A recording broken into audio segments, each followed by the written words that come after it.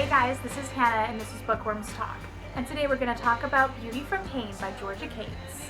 I'm going to first give you guys the non-spoiler section and then I will warn you and jump into the details.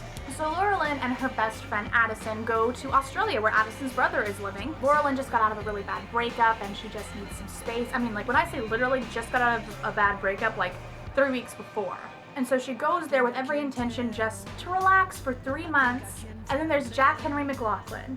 I'm saying his whole name for reasons that once you read this book, we'll understand. Anyway, so he spots her at this karaoke bar. He was on a search for a temporary relationship. He's done the 3 to 4 week relationships where afterwards, there's no connection. And in order to ensue that, he doesn't tell them his name and he doesn't want their name because he is actually quite wealthy. And so he goes under false names and stuff like that, and then he asks them to do the same. And they do know a little bit about each other, they're not total strangers. And then he sees her in this bar and she sings and she plays the guitar and then he's like, that is the girl I want. Laurelyn is there with her friend Addison, Addison's brother Ben, and Ben's friend Zach. And Addison's brother kind of has a thing for Laurelyn. And Laurelyn is just like, I don't want to get in another relationship, I just got out of this really bad one.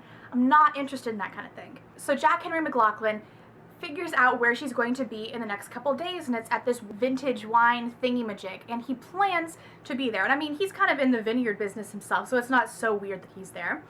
And so he kind of stages a run-in there, and he dances with her, and then he asks her out, and she's like, well, what's your name? And he's just like, it'll be more interesting this way. And so they go on this date. He says, we come together knowing what each other's expectations are. It makes things easier and more relaxed, and our time together is more enjoyable because our only motives are to enjoy each other's company. There's no pressure.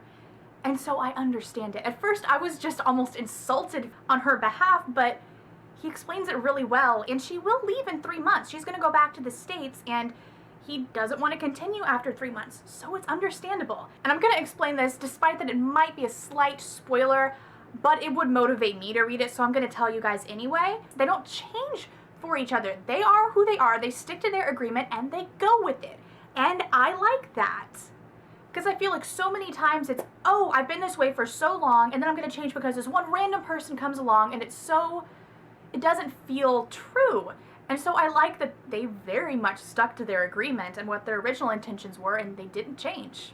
And another little thing I would like to talk about is the fucking humor of this book. I could not get over how funny it was. Maybe it's that I love learning new slang. Like, I have so much Aussie slang. I've always called sunglasses sunnies, but relatives, rellies, coldie, a beer, what was the other ones? Oldies, like your parents, I guess, and oh, locking loins, that was a funny one. I have these memorized. And then an idiot box is a TV.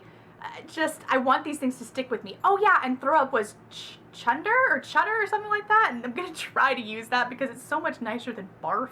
I don't know. I just got lots of fun out of the slang from this book, and it was so funny. Oh my god, there's this one part when they're at dinner and there's this whole conversation about age, and if you've read this, you know what I'm talking about, and it was to die for. I loved that scene. And so quite obviously, because this is not spoiler material, there's an entire book about this, so you know that she accepts the relationship, and we get to see the whole 3 months play out. And it was funny, and it was great on about 30 different levels. So I really recommend you pick it up, and I'm going to start talking about the spoilers, and I will see you guys later when you have read it. Another thing that makes this book really different that I appreciated quite a lot was that Jack wasn't this heartless asshole. When he said, I'm going to give you the time of your life and your fantasies and all of this, he's not talking about, I'm going to shower you with gifts. He's going to be attentive and he's going to be kind and he's going to treat her like she deserves to be treated. And he proved that so many times.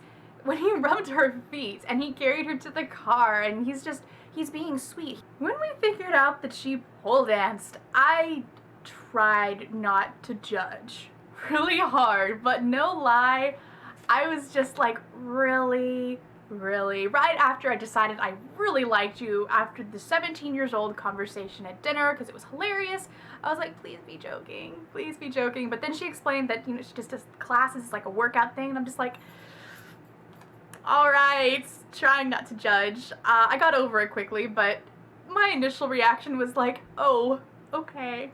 Not that anything's wrong with it, it's just, that's, I think, a normal reaction. Unless you are a man, then that's, I don't know, a regular woman reaction. So Lachlan had a really good reason why he didn't want kids. And it wasn't, I just don't want kids because, you know, the little ankle biters and I don't like them. No, he had a really good reason, and I'm going to read it to you. I watched my mom raise 3 kids in my dad's absence. Don't get me wrong, my dad is great, but he was never home. I'm not doing that to a wife and kids. It's not fair because his job involves a lot of travel, and I'm just like, that is a really real reason. It's not, they're just not my thing. I just don't want them just because he had a legitimate reason. So when Jack got her that guitar, and then she sung this Orianthe song, and I'm just gonna say this right now, and it's a personal thing. I despise that song with pretty much all of my being. I hate that as much as that Bubble Butt song, pretty much. It was obnoxious. I think it was just played too many times on the radio, and it drives me crazy. I still remember every word to it. Anyway, despite that, I knew every word of that song, so I knew what it meant. Didn't have to look it up like I had to do a couple of the other ones, though I did know most of them. But, you know, just to refresh my memory. Anyway, so she goes through, and it's kind of like how Blake treated her and how he thought she wasn't funny. He never laughed at her jokes. He thought she was not important. He was just bored with her, never appreciated her. And then it was like, and she would make me feel incredible and all this stuff, and that's kind of what Jack is to her. And it was an unspoken thing, but I feel it was pretty damn obvious if we were seeing that through Jack's eyes. So when Jack left Laurelyn to go to Lovedale, I thought, okay, business. And then he has his investigator guy get Audrey, and I'm just like, are you serious right now?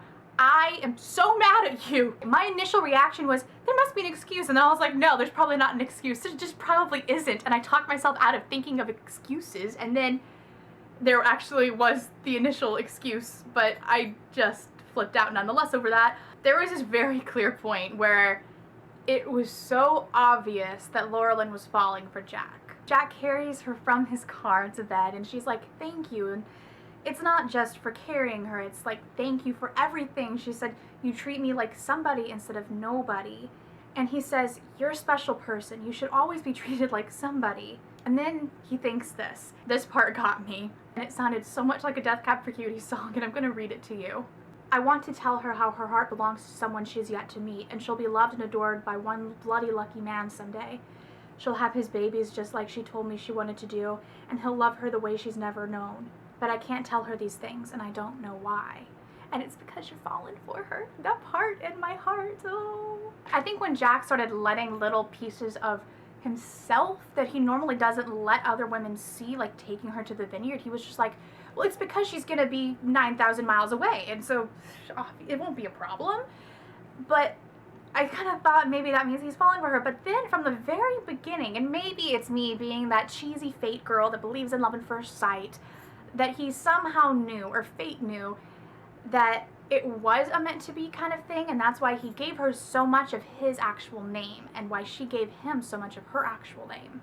Laurelyn really let her guard down, especially when she started talking about what happened with her mother in the bathtub and almost drowning, and she told him that. That's something she has told nobody. And she told him about her dead stepbrother that literally just died and got the phone call, and she's told him so much that she thought she would take to her grave. And to feel like you're comfortable enough to tell someone that, I think that says a lot. Oh my fuck. And then Audrey goes to the vineyard that Laurelyn's staying at while Jack is off at some sort of business thing, and she's like, oh yeah, I'm his wife and we need to work this out for our children. I'd appreciate it if you left. Oh, I was freaking out because she almost just, I'm so mad. And then she almost leaves, and then thank God, because I seriously thought, we're not going to go down this cheese road, are we? She's going to leave, and he's going to grovel back and be like, you don't understand. No, he caught her before she left, which is another thing that is different about this that I love. And he explained it to her by calling his mom at 3 in the morning, and I'm just like, yes, let's call mom, like the good Australian boy you are, and have mommy straighten it out. So then when they're in New Zealand, and he looks down the beach, and she's not there, and he goes up to the house, and she's not there, and he's like, starting to get really, really worried, and like he's shaking, and then he sees her on the beach and like his knees are nearly about to buckle, and I'm just like, if you didn't realize you were really falling for her before, that was an in-your-face moment. So then Jack's father has heart problems, and he gets this call, and they're in Sydney, and so she's like, okay, I'll go to the hotel, I'll get a cab, and you can go to your family, and she's willingly about to leave, and he's just like, no, I need you with me, and she's like,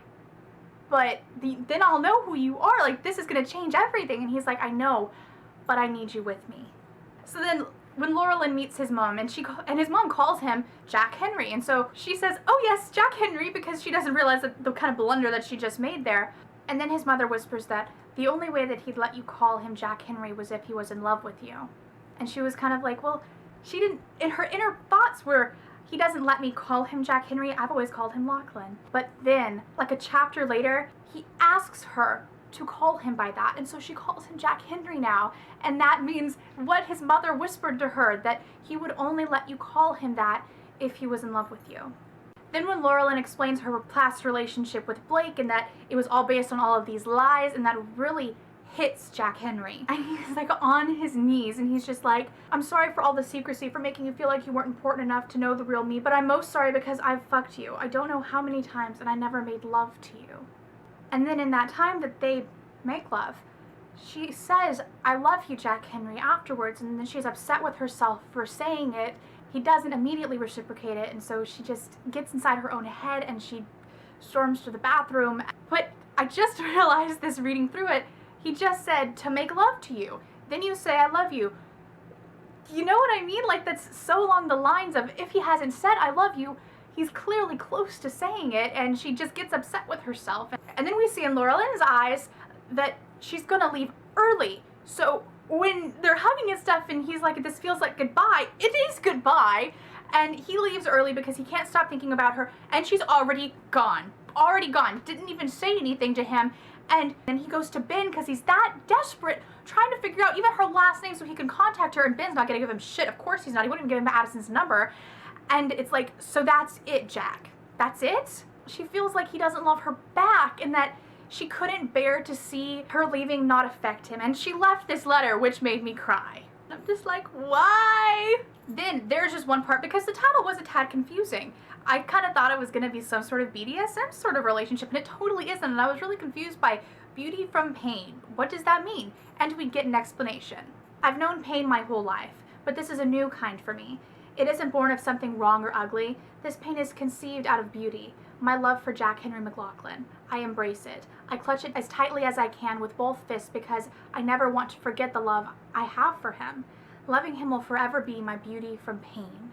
I mean, I saw her leaving coming. I saw it miles away, but I was just hoping beyond hope, because he's always managed to catch her before she leaves, and I was so thinking that would happen.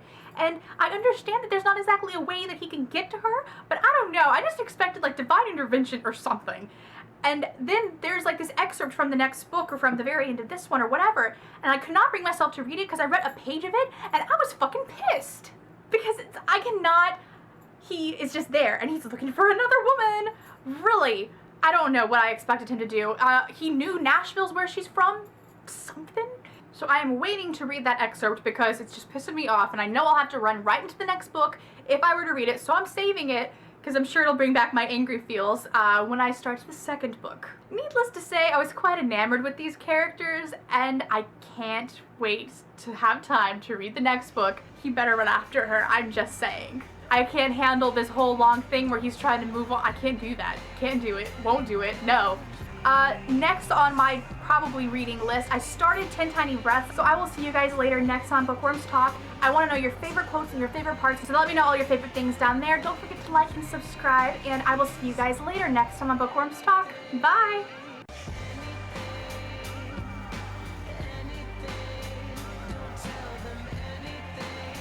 I feel like cousin it today. Balance. Oh my god, I just saw on my notes my friends that came over, and this was definitely just laying out on my bed, wrote sex. Hi, Kenzie. You see in Laurelyn's lies, then when Laurelyn so when Jack left Laurelyn, that's a name, he says, well, how about we just use each other for sex? I am just quoting Friends with Benefits today. What is with me?